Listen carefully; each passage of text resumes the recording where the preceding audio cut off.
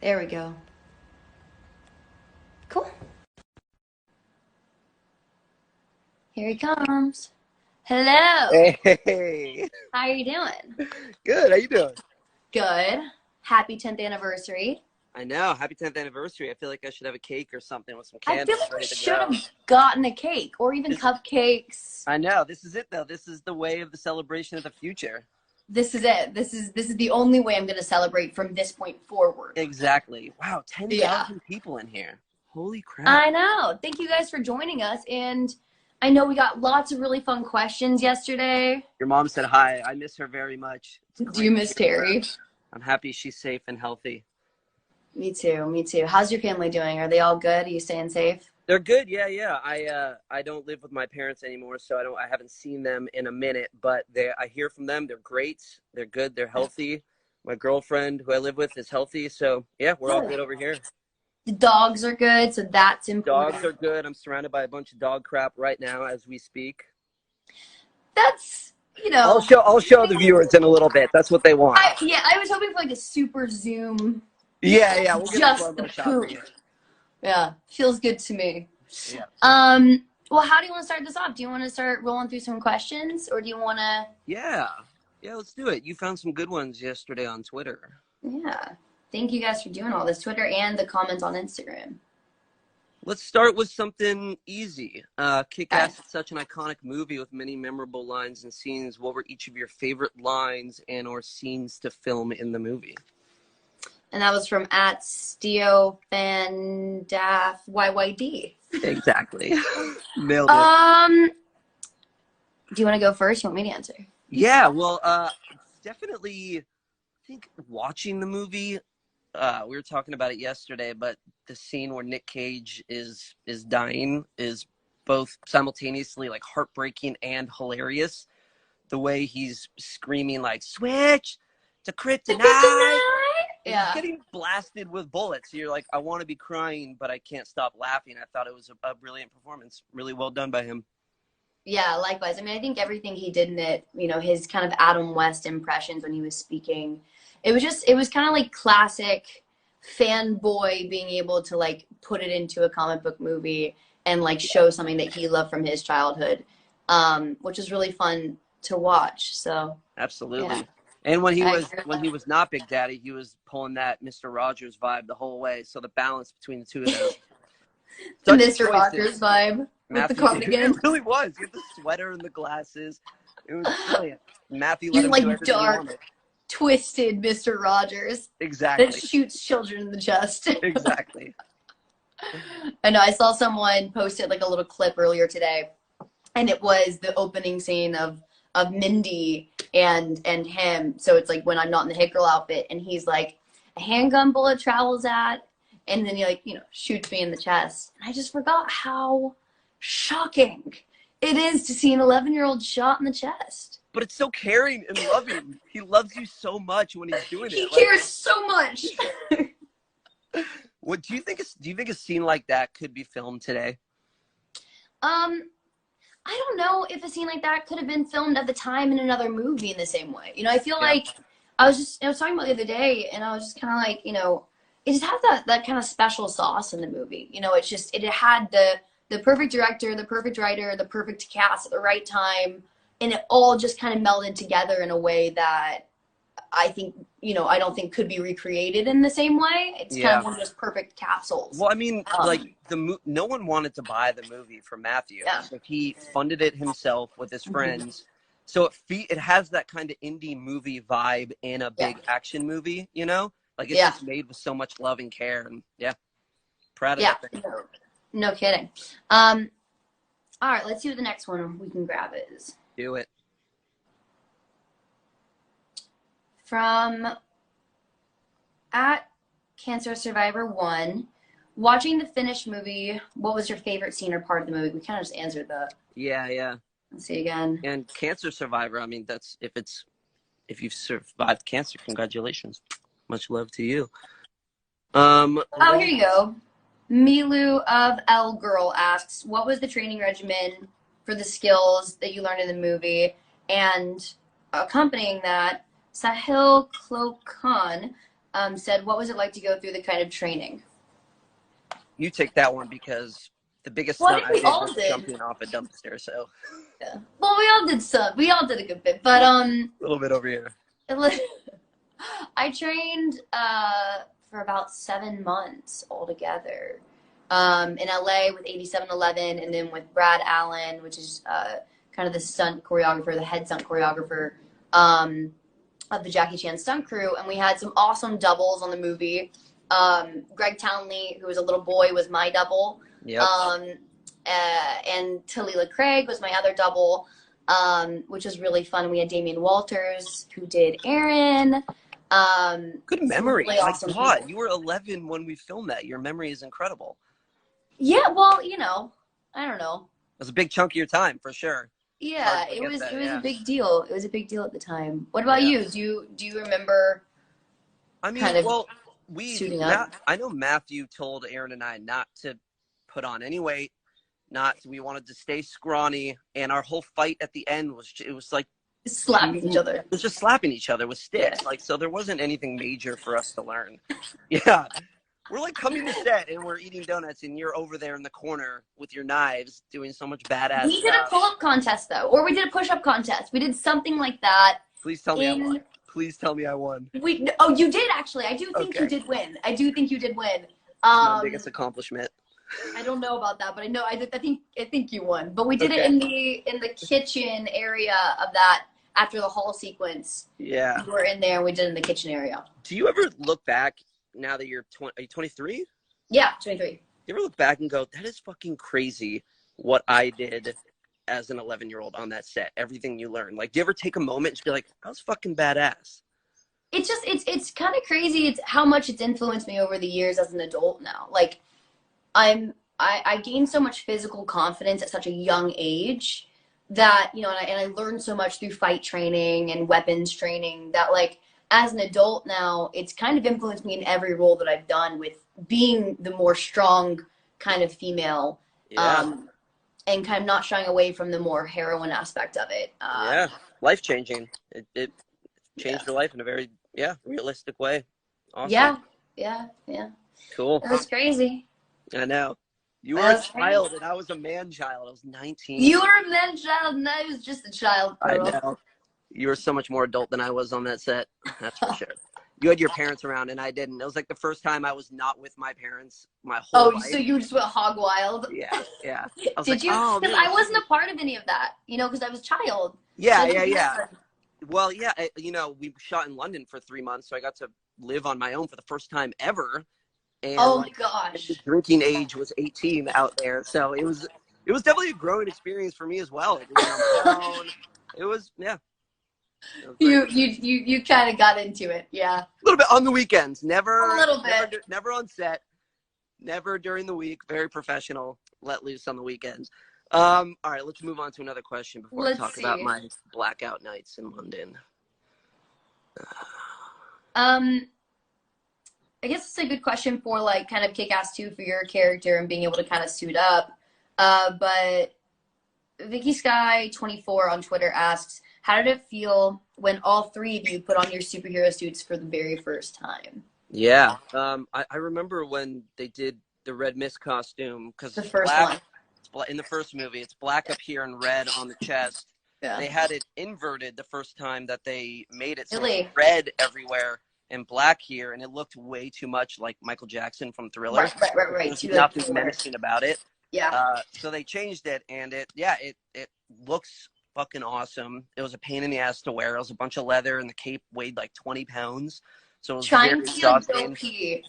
Yeah. Was so hard. Awful. And you're consistently drinking too, because you're sweating nonstop in those things. Yeah. So it was finding the balance. But yeah, no, I mean, what about for you with your costume? The first time I put it on, I remember it was all in pieces. So I had like the shoulder pieces, and we had like part of the pants done, and then we were just trying on the gloves and stuff like that. So the first time I tried it on, it was a lot more, I think it also was a bit more like motorcycle bike, kind of like biking outfit, leather kind of look. Yeah. Which it ended up being similar to that, but it definitely became more streamlined. And I think they chose a separate color of purple for the leather. Right. And then actually the tartan, the kilt that I wore was Matthew Vaughn, our director's family tartan. Oh, That wow. they had dyed purple. So it was his family, like, yeah, their tartan. So that was like a fun little thing. So we only had 2 skirts, and then we had like 6 double of the leather suits, and we constantly ripped the crotch open because the leather didn't stretch there. So I would Right. do all these high kicks, and it would just rip. And that's why Wow. Greg Townley, who is my double, we were both kids, he had like really baggy version of the pants. Oh, wow. That way he could do big kicks and stuff like that. Yeah, yeah. That's crazy. You had an adult man as your stunt double for an Well, 11-year-old. Greg was a kid, but then I had But you had, Jai. I think. yeah, Jai. Yeah, Jai was an adult man. Yeah. I wonder how he feels about that. I don't know. I mean, I feel like it probably happens frequently. For sure, for sure. It probably happens, but yeah, I don't know. He was doing some badass stuff.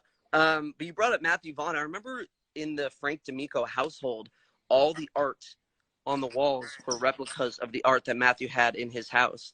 Yeah. Just like a nice little fact for you guys, you know?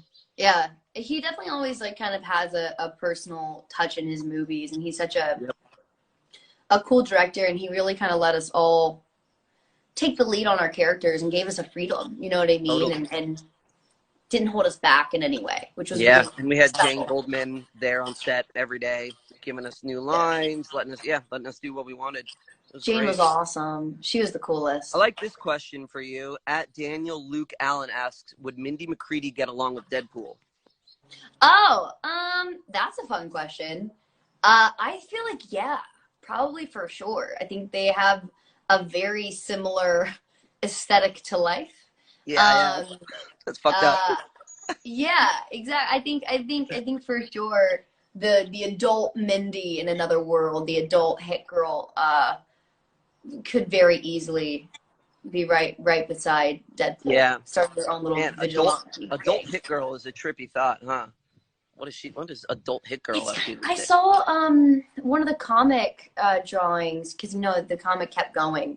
Yeah. All the way to kind of adulthood, and I think she got her own kind of hit girl little thing. Gotcha.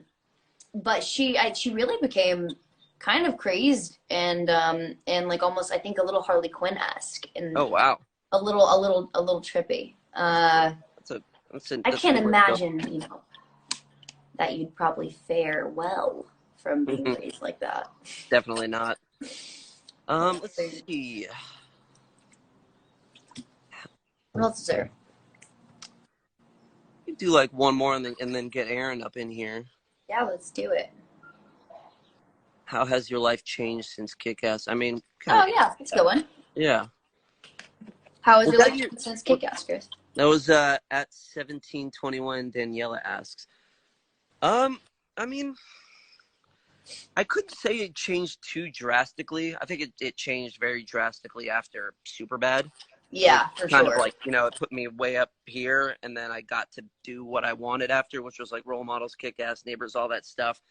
But I think, I mean, for you, it's got to be crazy, right? That was Kick-Ass your first? Was that your big movie that kind of put you on the radar with a fan base? Yeah, I mean, that was the one that really started like my core fan base. It kind of came from Kick-Ass.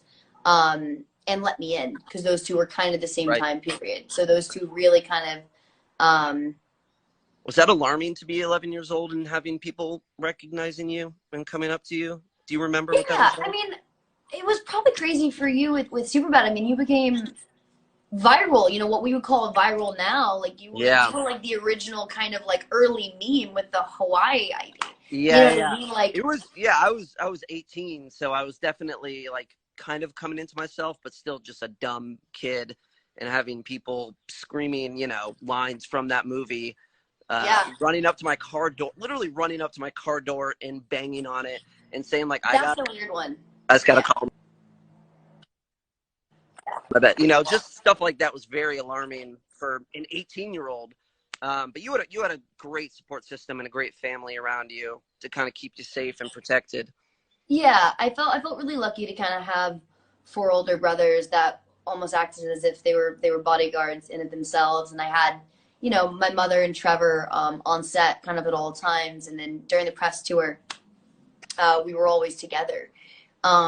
So, you know, things definitely have gotten weird before, and, you know, the negative sides have happened and people have gone a little too intense. But ultimately, all in all, people are really awesome, and it's kind of given such a loyal fan base, and such a really just kind of really cool people who show up, you know, to Comic-Con to this day, still wearing our outfits. It's amazing. And it's amazing. You know what I mean? Like tattoos of the characters and stuff like that. So definitely like hardcore fans. Yeah, it's incredible.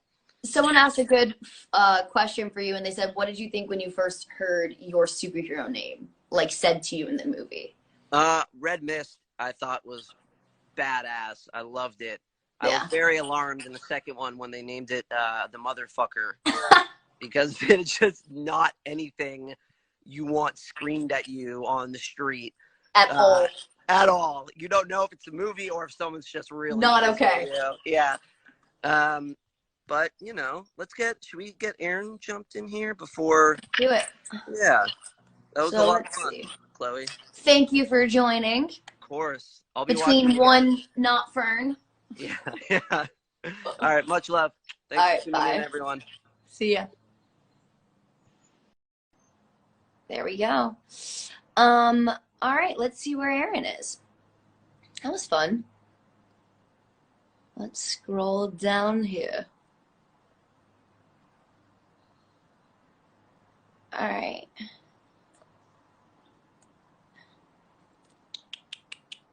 Aaron, if you click out of it and then click back in, I should be able to see you.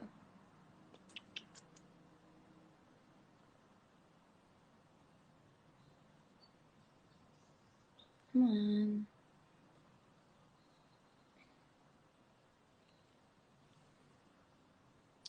Wait for it to come through. Where are you, Aaron? Was just staring at me, trying to figure out how to use my phone. I feel like I don't know how to use Instagram properly, and so many people know how to use it properly. Okay.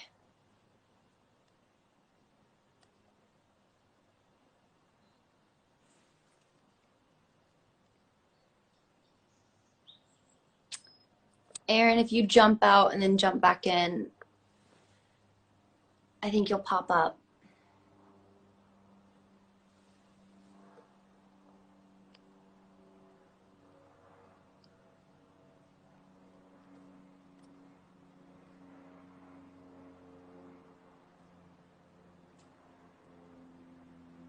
There he is. I see ya.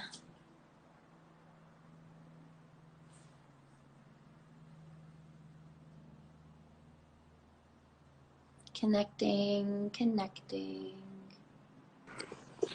Hello. Hey, it's working. How you doing? I was on, and guess who threw me off? Who? Matthew Vaughn. Because Stop. Casper and Clemmy are watching right now, so. Oh my that's gosh. Kids. And he was calling me because he wanted to rip into me and Chris, but now Chris is gone. Oh, so I was like, we got oh God. do the whole thing. I know. Could you mind if we get Matthew on this as well? Oh my gosh, I wish. It'd be good though. I really wished we could have. There's a way we could have all been on here, man. It's weird to kind of come on and come off, but I know. but it's. So thanks for organizing this. This is so cool, Chloe. Happy 10th anniversary of Kick-Ass. I know. Happy 10th anniversary. It's fun that we can kind of get together virtually and do this. Thanks everyone for joining. How it's very cool. Hope everyone's staying safe and what healthy. What did you think of Chris and I's answers? What's that? What did you think of Chris and I's answers? we had some good ones, I think. I was watching. It was really good. I know, it was interesting. I was just kind of thinking like that your 11-year-old curriculum was 7 months of stunt training. It's kind of like, it's almost like a Black Widow Russian spy training. It's like you're set for life now. right? Kind of, yeah. I mean, it's definitely one of those things, like, I never really forgot the stuff I learned, and I kind of kept up with it over the years. So, my brothers would always kind of joke that I look small, but I'm quite mighty still. Yes, I can still do all the ballad song tricks and all that crazy stuff. Damn. I know. So don't. Kind of good stuff. Kind of good stuff to know, isn't it? When you're, 23, your age. Just start throwing like Chinese throwing stars everywhere. You should have like a cabinet, the way that like Matthew Vaughn sets up all the, all the cabinets of all the major all the guns and all like the knives and everything and the grenades all laid out. I feel like it's shockingly might be too real these days. Potentially. But, it's really cool. I was looking at some of the questions that you got. Yeah. Like one of them's like, what have you been doing? It's interesting that you've been doing doing the live workout stuff. I felt like I really wanted to join in, but we were like, I can't do that many pull-ups. What? Aaron, you can definitely do that many pull-ups. No, you can 100% do that many pull-ups, Aaron. I've been trying to stay on a work regime ethic kind of thing, and I've been going for a 3-mile jog every day as much as possible. Really? And then get out. You got a mask up.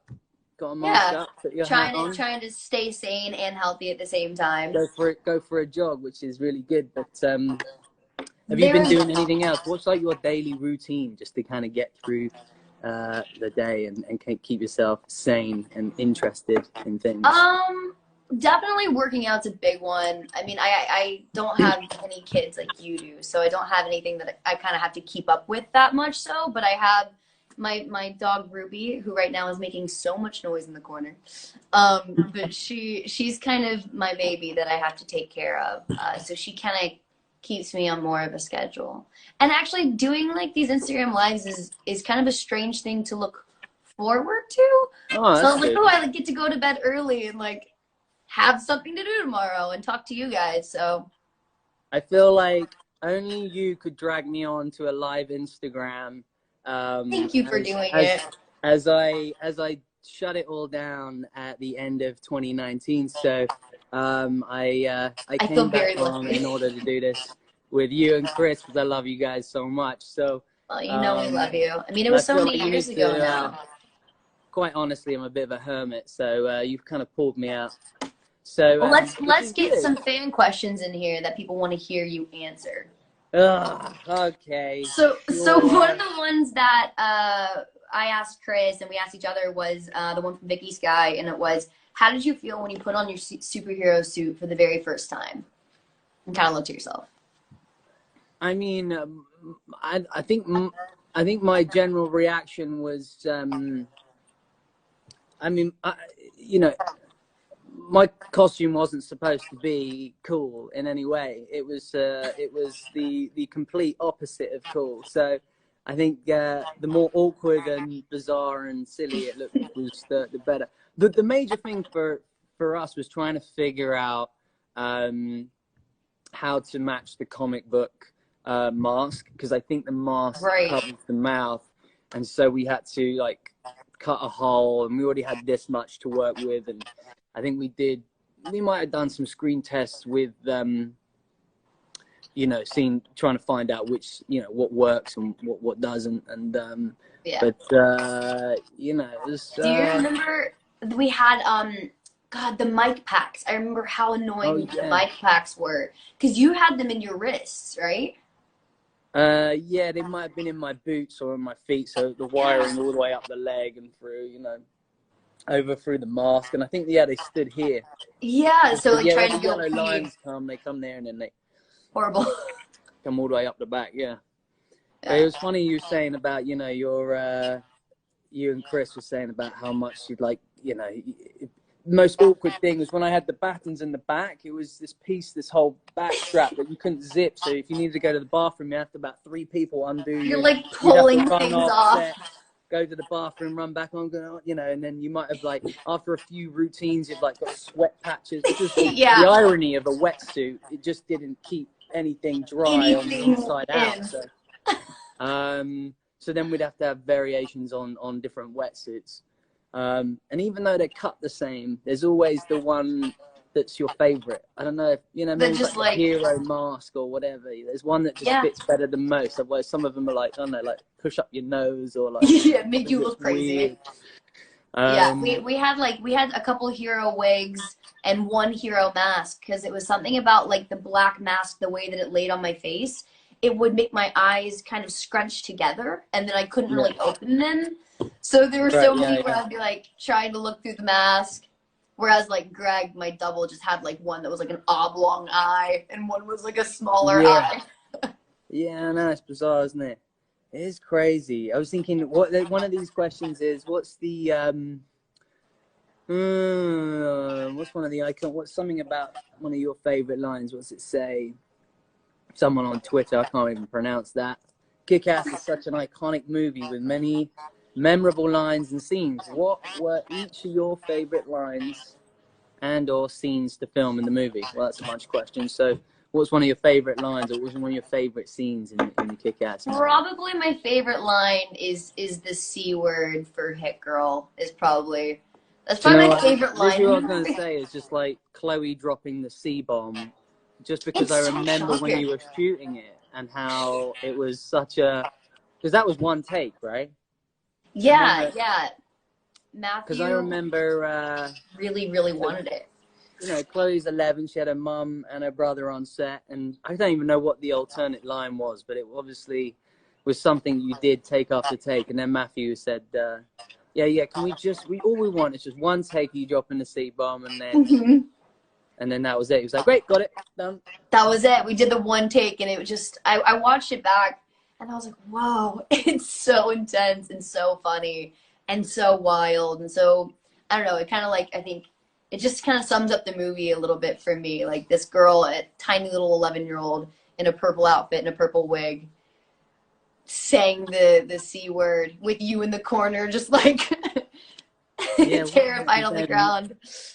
It's I know, very iconic moment. I think there was many sort of iconic moments in Kick-Ass. I think we were very fortunate and lucky. If I think about some of my favorite moments of making movies over the years, is that that would be Kick-Ass would definitely be up there as one of my favorites, because like Chris was saying earlier, it was an independent movie. But it was done on such a sort of big budget scale and under Matthew Vaughn's direction, and it all came under, you know, his vision. So it was his money, his vision. He could do and say what he wanted, and it's very rare to come by those kind of filmmakers these days, and even back then. So those are things that I miss about making movies now. I've never really worked within that kind of budget, that kind of those kind of filmmakers who can sort of put their money where their mouth is, and that's someone who Matthew can write, he can direct, and he can really produce, and so it was a huge, I think we were like had a huge opportunity just to observe and learn from someone like that. It was really influential for me, that's for sure, you know. So definitely, and just like kind of the freedom that we all had to kind of go there on the day and do whatever we wanted, and kind of push the boundaries of the characters, and we were all just, you know, trying to figure out what we all liked, and he allowed us to have that freedom as young actors, you know, to kind of foster that. That was cool. Yeah, someone just said, do you keep any props? Have you kept any props? Have I kept any props? I have one hero suit somewhere in my house, which I'll try and find at some point. I'll try and take a photo of. So I definitely have that, and I think I have a couple of like the plastic or rubber Chinese throwing stars. So I have some of those, and then otherwise I have a bunch of rubber. Yeah, I have them in rubber, and otherwise I have like training balisong knives, and I have my nunchucks and like stuff like that from over the years. I I'm pretty sure I have the mask. I think actually Matthew, when my daughter was born, or maybe it was for her first birthday, Matthew created a little baby kick-ass outfit No, for Wilder for my first child, yeah. And it might have been for that's Halloween amazing. or something like. Or we dressed her up for Halloween in a kick-ass outfit, and I wore her on the front. That is ridiculous. You were saying the other day that one of y'all's is almost around the same age that I was when I auditioned for the movie, right? Yeah, my Wilder's almost she'll be 10 in July, so yeah, very similar sort of age, yeah. Crazy. Yeah, I know. You start to realize how young that is when you're around. Absolutely. I know, it's crazy. I was thinking though, as you're putting this together, I reckon I have some posters. I think I still have some posters and T-shirts and things like that maybe I thought maybe we could I don't know, try if anyone wants to do a competition or something, and we'll sign some stuff, and whoever, and we'll send it. Maybe we could do something like I don't know, like a TikTok dance thing or something. Like maybe you have to dress up as Kick-Ass and Hit Girl, Red Mist. Like, what about the that'd be cute. The Gnarls Barkley crazy dance in the car with Kick-Ass and Red Mist? If there's anyone wants to do that. And kind of replicate it, and then try and win some like memorabilia. Yeah, interpret that scene, and maybe you can, you know, Hit Girl can pop up, and you can do a little dance or something like that, and we'll send you a bunch of gear or something, and we'll post it on our thing. We should figure out how to go about making that happen and kind of set something up for people. I will find some gear, and maybe we can post it and see who wants to send in some videos, and then we can post them or something, and then we'll send it off to them. Yeah. Oh, did you do much training for the role? Did you kind of because I know no, I think it was the opposite. I think that's just to look a little complete opposite, yeah. So you just kind of flailed. I got to train obviously a bit for Kick-Ass too, but yeah, I always find that kind of really hard, just because it's that thing where you want to keep the character as someone who's familiar, and you know, Dave Lazowski or Lazowski, I can't remember his name, was this ordinary kid who wanted to be a superhero, and yet so it's really hard to kind of blend what that was. I think I'd struggled trying to figure out how to have him kind of grow into that character without it being too I don't know. But it was good to be able to do. I think there's one here that says about, is this one, were there any stunts that you wanted to do yourself that the studio made you use a stunt person for? I think we pretty much got to do as much. I mean, every stunt coordinator and stunt unit director are always, if they can use the actor and the actor's willing to put in the time and effort and do it, then the best thing is you're the one doing it, because the camera angles are better. But if you can't, then there's stunt doubles, and if it's too crazy, obviously, and it's a height thing, or you know, and you got to have a harness and this and that, they'll probably use a stunt guy. But Chloe did pretty much, I would say, every single stunt she'd done, you know, it was all Chloe. And then obviously on the first one I didn't do anything, and then the second one I got a chance to pretty much do it all. I mean, you kind of want to, because it's always that dream, isn't it, as an actor? You kind of go, oh man, I want to be the one doing that. Actually, the first Kick-Ass, I think there's that jetpack sequence, and we fly up, and that's green screen, but we're all in, like, you know, we're all in harnesses and things like that. But obviously those are stunts, and that was they a still need to be painful technical sequence. Yeah. Because the harnesses, we sat there in those harnesses for minutes at a time, just kind of hanging there in midair with the air on us, pretending we were on a jetpack. Remember? I can't remember anything, Chloe. I'm barely, we like hung there. When you have as many kids as I do, I can't remember what I had for breakfast this morning, honey. But yeah, I remember it was tough. But you know, I remember being incredibly impressed by Chloe. She, like, her professionalism, and I'm not just saying this because we're on here, but you know, 11 years old, she was one of the, like, extremely mature for her age, and she was extremely professional, and it was very apparent right there that she, you know, that we all knew that she was going to have a stellar career the way that you have, and it's beautiful to see. But I also think Matthew Vaughn is someone who's has always been really influential in really picking out and finding those kind of new talents and stuff, you know. Yeah. Like with, I'm very fortunate and lucky for him to have thrown me into this, and then I think finding Chloe. I also think for Taron Egerton in Kingsman, I think for the next Kingsman you'll see as well. He's just someone who's really interested in establishing new talents and stuff like that. I mean, how was the casting process for you? Because when I came into the casting, I think I was one of the last people to be cast, and I remember having to do a screen test with Chloe, with Chris, Clark Duke, and it was tough. You know, I came in, I was like, oh, good, these. I didn't realize, you know, I was going to read with a bunch of actors and play out these scenes, and you know, I think I had the scenes the night before, and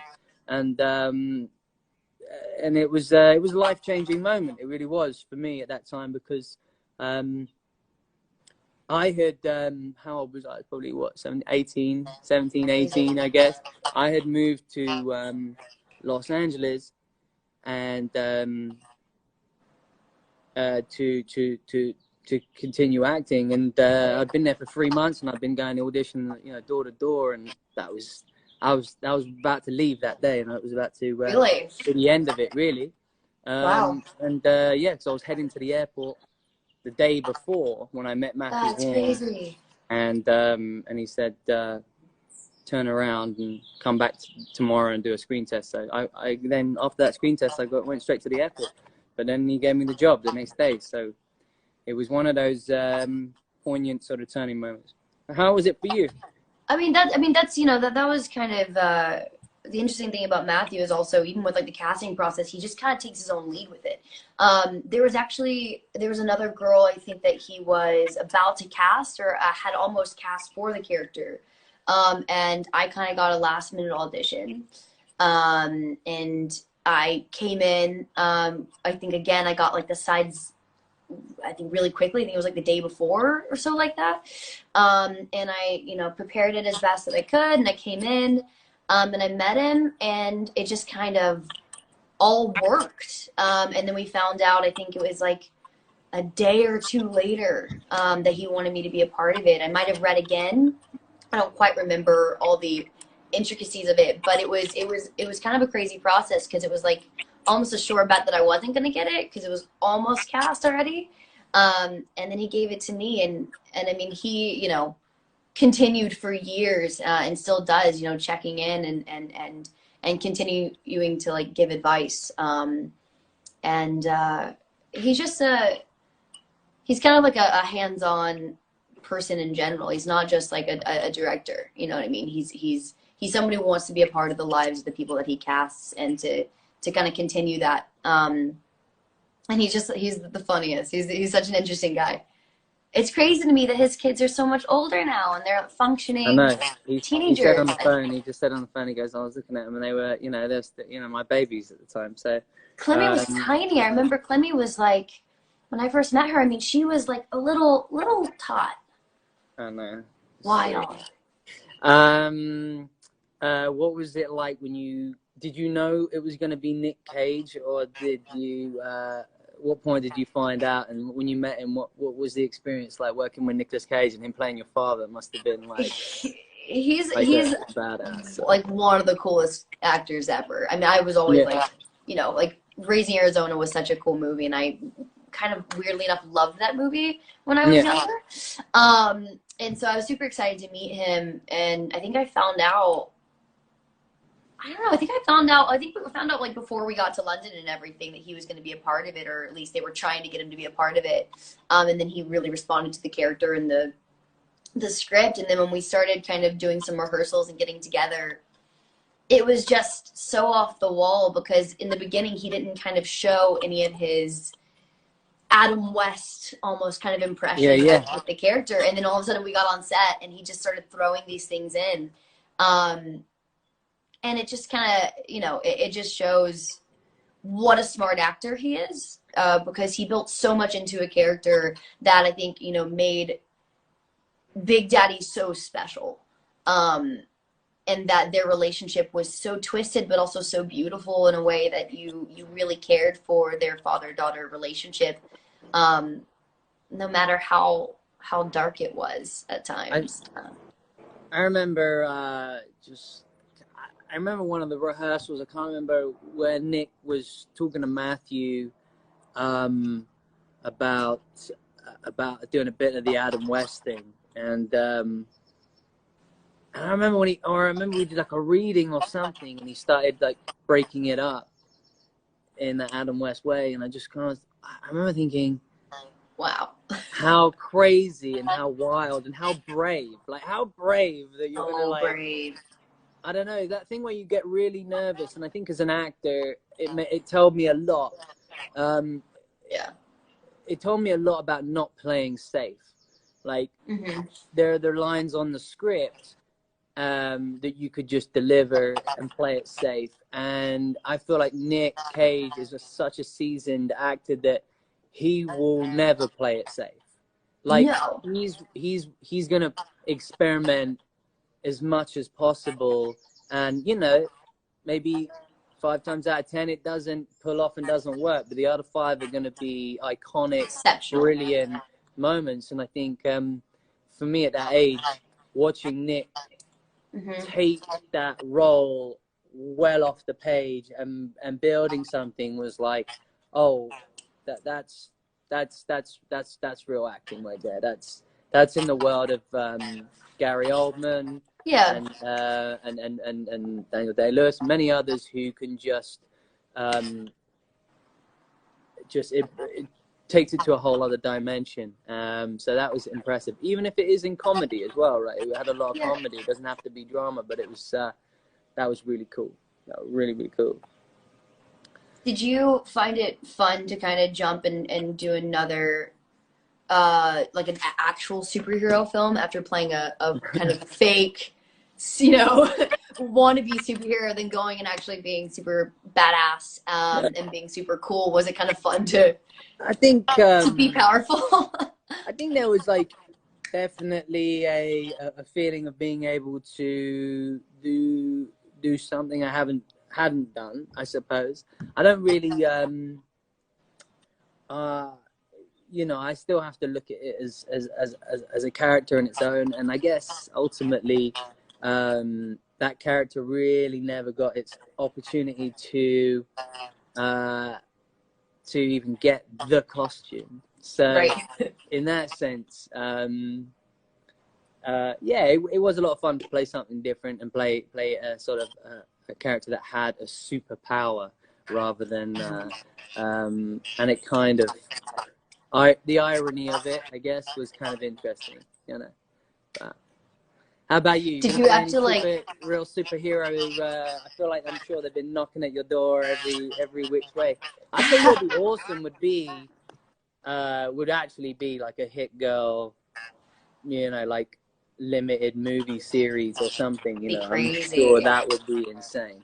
An adult Matthew, kind of if you're still watching, that's what you got to be doing. To kind of show like the real Hit Girl and what she would be as an adult. I mean, I feel like she would be pretty twisted and pretty dark. And you could do some kind of interesting stuff with her. Kid, so you know. She was already pretty twisted as a kid, so that's cool. Maybe she's the opposite. Maybe she's like an accountant who works in like a social worker. Maybe she's giving it all up. Yeah, she's like a really sweet. She's just a very normal kindergarten person. She wants to settle down. See, look, there's your act 1.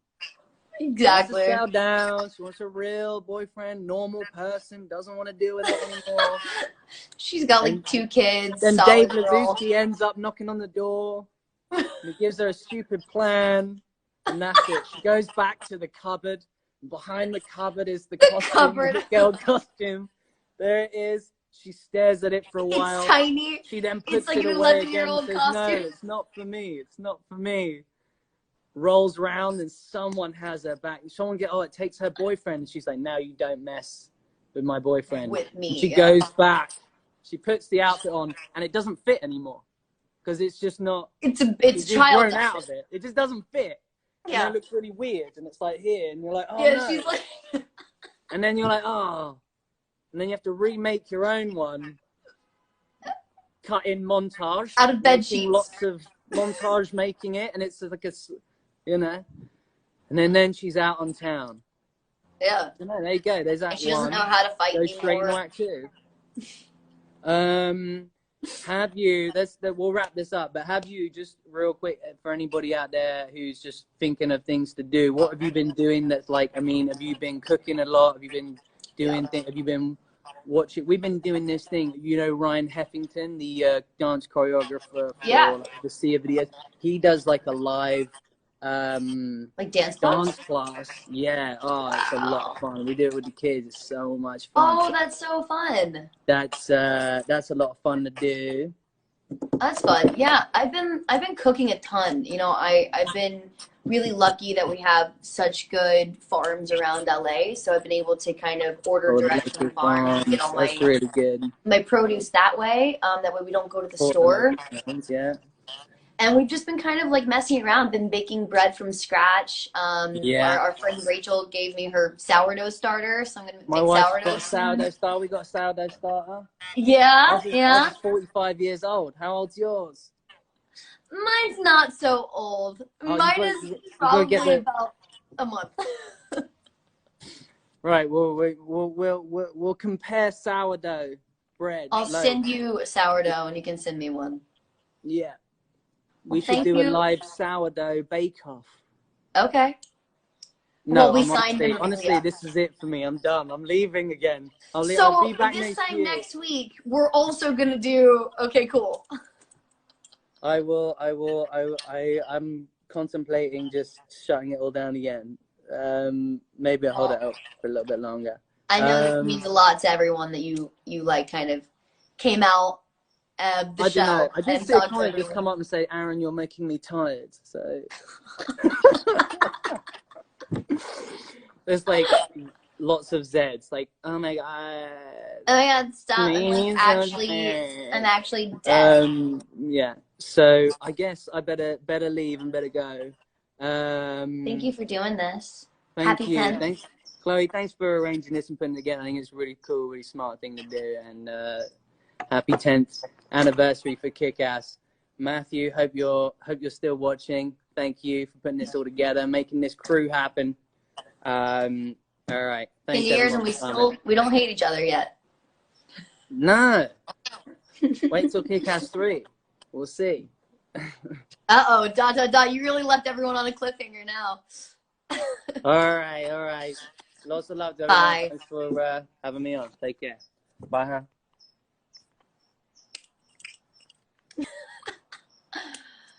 Thank you guys for joining us during this time. It's been kind of fun over the past few days figuring out Instagram Live, and I know that it meant a lot that you guys asked so many great questions, and that you keep supporting our movie after all these years. It was kind of the little train that could.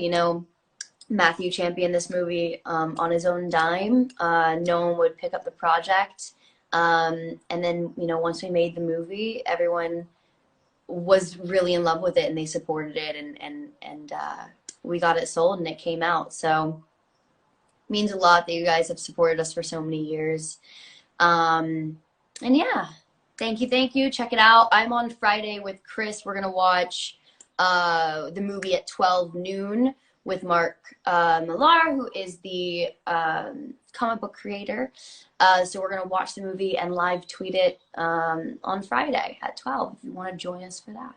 So yeah, Thank you guys again, and stay safe out there. Bye.